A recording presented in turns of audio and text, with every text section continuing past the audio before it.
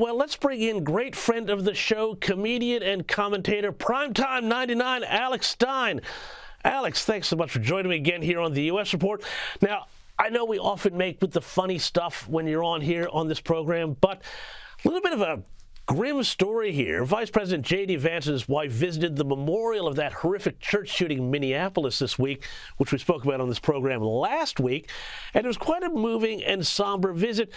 But it was hijacked, of course, by protesters. Have a look. Protect our kids! Better! Do better! Alex, how ghoulish can you get?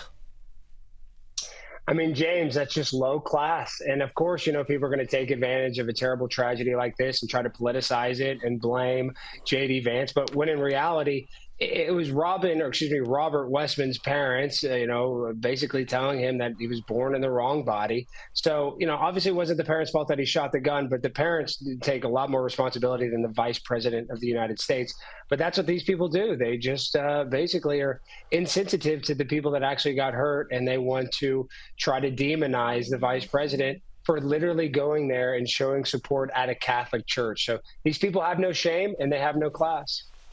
Well, this was the same sort of thing we saw after that shooting when you saw people like, the mayor of Minneapolis say, these people, they shouldn't be doing thoughts and prayers and all of that. This was the same guy who, of course, knelt at the coffin of George Floyd after he was killed.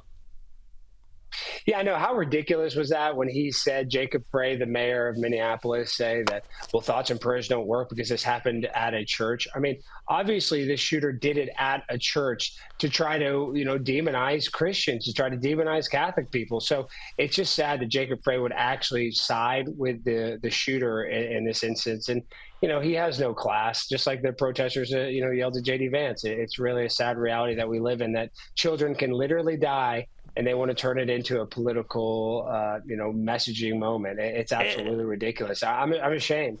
Just on this story, though, there is a media angle to this, too, because it's emerged that NBC, our good friends there, have issued a formal correction to its stories detailing the Minneapolis shooting because writers used the wrong pronouns. Now, I mean, seriously, if you're more concerned about pronouns than a bunch of dead kids, I don't know where to start. No, James, you're exactly right. They do care more about misgendering a person that murdered children that were praying at a Catholic mass. They feel more guilt about calling this person Robert instead of their fake name, Robin. And that's the state of the American media, James. And I know you cover this all the time, but think about that. I mean, they have to issue a correction because they want to be respectful to a person that murdered an 8- and 10-year-old defenseless while praying at a church. It's absolutely sick. And we shouldn't show any respect to a murderer like Robert Westman, in my opinion. Yeah, well, I mean, as you say, it's the other side of the First Amendment there, but, they reveal themselves by their actions. Hey, finally, Alex, there was a story here that Donald Trump had stripped Kamala Harris of her Secret Service protection, but it turns out, really, that he didn't strip it. It just expired, as it does for all former vice presidents. But a new report has revealed that the LAPD, because they've got nothing else to do, has now been tasked with being security for the former U.S. vice president. Alex, Los Angeles has a few problems here. California has a few problems. Do they really need to be providing private security to Kamala Harris? Well, I don't think so. And she lives in Brentwood, one of the nicest neighborhoods in Los Angeles. And yes, O.J. Simpson allegedly did a double homicide in that same neighborhood of Brentwood, but I don't think she has to worry about O.J. Simpson knocking on her door, considering, he's, passed on.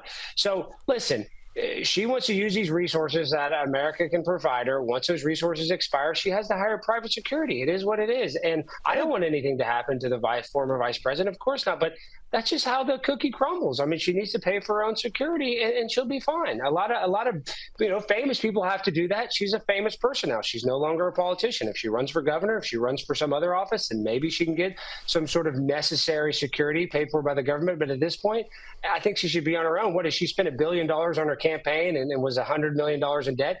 Use some of that money to protect you, Kamala. And you're in Brentwood. You don't have anything to worry about. Amen, Alex. Hey, before I let you go here, this was a really funny one here. Joy Reid, we've played her so many times on this program, ex-MSNBC. You know, the left always loves to say, oh, you know, you people on the right, you're the conspiracy theorists. Well, listen to this.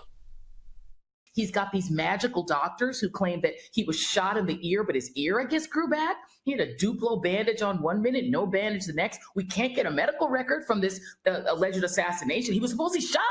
We have nothing. We've got nothing. Where's the investigative? Where are the investigative records? One day he slapped his maxi pad on his ear. The next day the ear is totally fine.